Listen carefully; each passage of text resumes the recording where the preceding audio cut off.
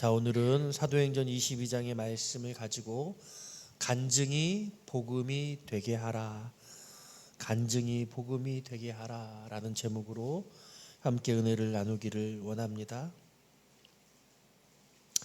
자, 오늘 이 본문의 말씀은 지금 바울이 붙잡히기 전 상황이라고 할 수 있습니다. 이제 바울은 이 일로 말미암아 영내로 들어가게 되어지고 사로잡히게 되어지고 또 공회 앞에 서게 되어지는데, 지금 많은 사람들 앞에서 지금 논쟁을 하다가 바울이 천부장에게 의해서 이제 억류되어지고, 그리고 그와 같은 상황에서 수많은 사람들 앞에 바울이 복음을 전하는 내용인데, 이 현재의 상황은 22절에 뭐라고 이야기를 하냐면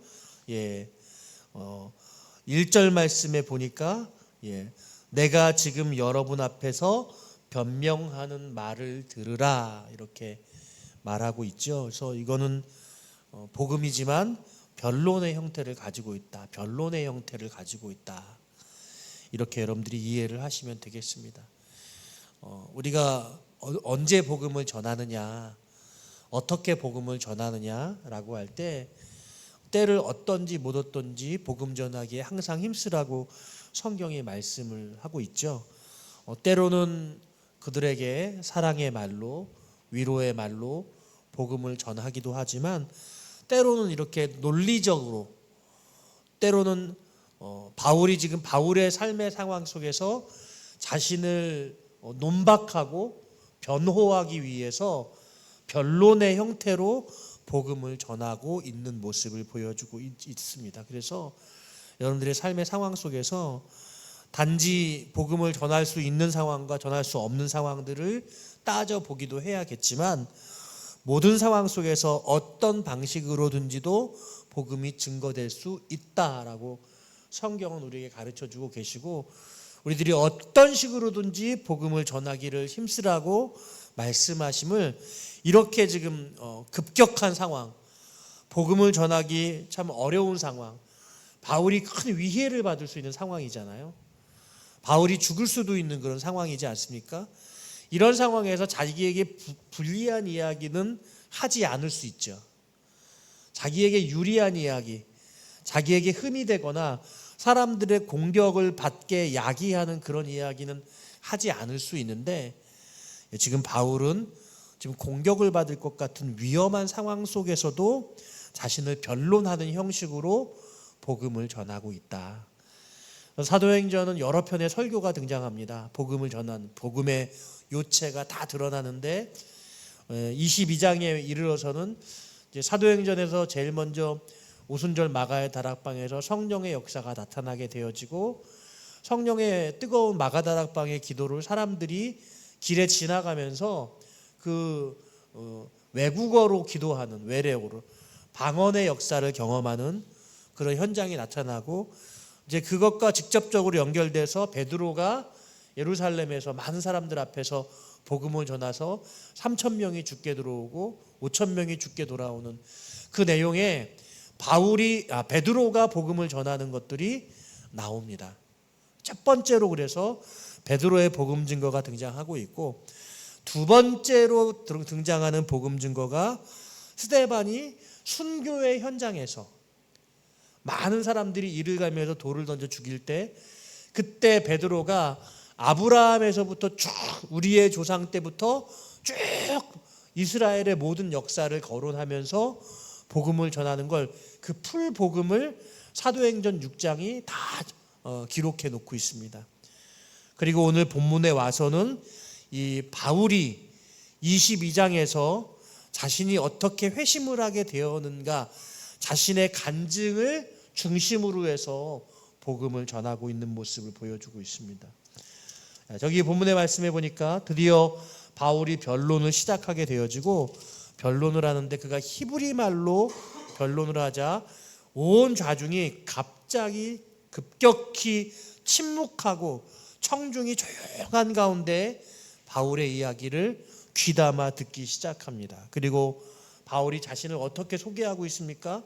3절 말씀에 보니까 나는 유대인으로 길리기아 다소에서 났고, 그리고 가말리엘의 문화에서 유대인의 엄격한 율법의 말씀을 배웠고 하나님께 대한 열심을 가지고 있는 사람이다. 그리고 4절 말씀에 나는 박해자였다. 예수 그리스도를 따르는 무리들을 죽이기까지 하는 사람이었다.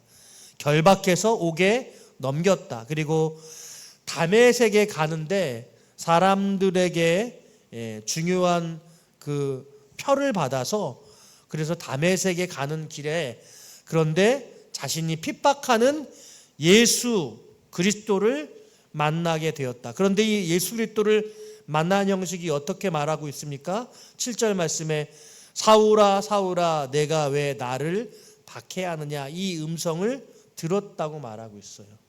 그리고 나는 내가 박해하는 나사렛 예수라, 이 음성도 들었습니다. 그런데 이게 어떻게 음성이 들려졌냐? 9절 말씀 같이 한번 읽어볼까요? 시작.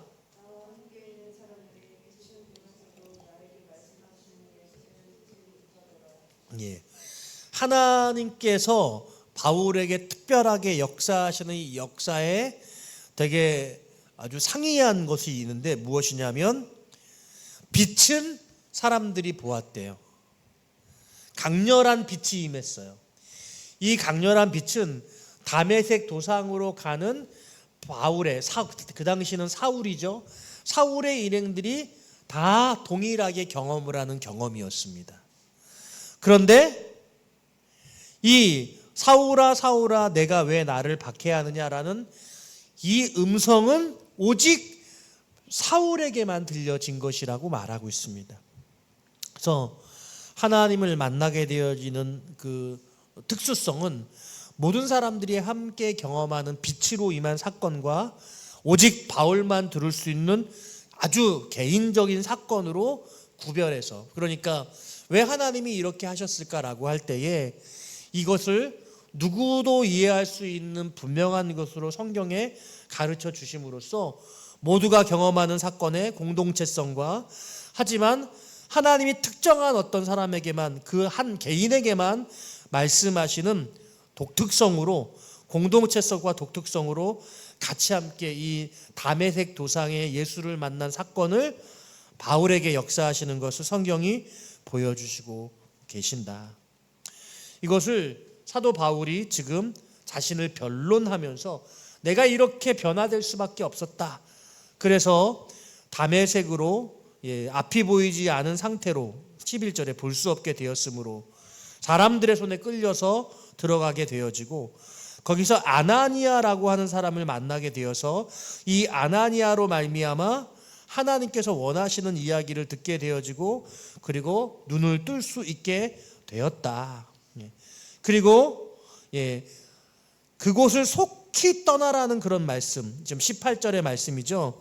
예루살렘에 다시 돌아와서 이 예루살렘에서 속히 떠나서 이방인의 보냄을 받은 자로서 하나님의 복음을 증거하도록 그렇게 하나님 예수 그리스도를 만나게 되었다라고 그렇게 증언하는데, 여기까지 오자 수많은 유대인들이 더 이상 듣지 못하고 분요를 일으키면서 큰 함성과 그리고 먼지를 던지면서 그들이 매우 분노한 것을 표출해내고 있습니다. 그리고 그를 죽이려고 하자 더 이상 이 변론이 진행되어지지 못하고 여기서 중단되게 되어지고 영내로, 로마인의 군사의 진영으로 끌려 들어가는 모습을 보여주고 있습니다. 그리고 그 다음 날 공회 앞에 서도록 하는 진행하는 과정, 그 과정에서 바울은 태어나면서부터 나면서부터 로마인이었다라는 사실을 천부장에게 들려주게 되어지고, 바울이 얼마나 대단한 사람인가의 존재가 다시 한번 확인되어지는 모습으로 이 오늘 사도행전 22장의 스토리가 끝나게 되어집니다. 23장의 말씀에서도 공회에서도 발언이 계속 이어지는데, 여러분들 매일 말씀 묵상하시면서 이 말씀 살펴보시기를 바라고요. 말씀을 정리해 보면은요, 오늘 사도 바울은 자신이 매우 지금 어렵고 곤란한 상황에 처해 있음에도 불구하고 이에 굴하지 아니하고 자신을 변론하고 있는데, 이 변론이 자기를 유리하게 하는 변론이 아니라 자기의 육체는, 자기의 삶에 처한 상황은 공교한 어려운 상황으로 빠질지라도 그럼에도 불구하고 예수의 복음은 전해야 되겠다는 강렬한, 자신의 신상의 어려움을 생각하기보다 복음을 증거하는 일에 더 우선적인 삶의 태도를 보여주고 있다라고 할 수 있는 것이죠. 이 이야기는 듣고 있는 유대인들이 다 분노를 일으킬 것이 뻔한 확실한 복음 증거였던 것이죠. 우리가 때때로 복음 증거의 목적이 무엇이냐라고 할 때, 복음 증거가 내가 복음을 전하는 그 대상자가 예수를 믿게 하는 것, 이걸 효율성이라고 할 수 있겠죠. 기왕 복음을 전할 거면 예수를 믿게 해야지. 그런데 예수를 믿는 것이 분명히 되지 않을 거라고 생각이 들음에도 불구하고 복음을 전해야 하는 그 당위성을 성경이 분명히 말씀해 주고 있는 거예요. 바울 자기의 개인에게 큰 어려움이 닥칠 것이 너무나 자명함에도 불구하고 바울은 아랑곳하지하고 하나님의 복음을 증거하고 있다. 그리고 이 일들을 통해서 사도 바울은 결박되게 되어지고, 이 결박이 결국 바울을 로마로 끌려가게, 압송되게 하는 그런 결과를 만들어 줌에도 불구하고 바울은 이 일을 담대하게 진행하고 있다. 우리가 때때로 우리 자신만 위해서 사는 것이 아니라 우리 자신에게 어려운 상황을 닥칠지라도 무엇인가를 주님을 위해서 해야 되는 그런 일들이 있지 않겠는가 생각해 봅니다. 당장 좋은 결과를 얻기 위해서만 선한 의도를 가지고 하는 것이 아니라 눈에 드러나기에는 좋지 않은 결과를 자초하는 것 같을지라도 오히려 그 일을 행하게 함으로써 하나님의 더 놀랍고 거룩한, 하나님의 원대한 하나님의 역사를 우리는 이루어야 할 수도 있겠다는 것이죠. 그래서 왜 저 사람은 저렇게 어리석을까? 눈앞에 보기에는 그 사람이 하는 그 행위가 어리석은 것 같을지라도 그 이면에 하나님은 더 큰 역사를 누군가를 통해 이루어 가고 계심을 오늘 사도행전 22장은 바울을 통해, 이 바울의 복음 증거를 통해서 보여주고 계시다.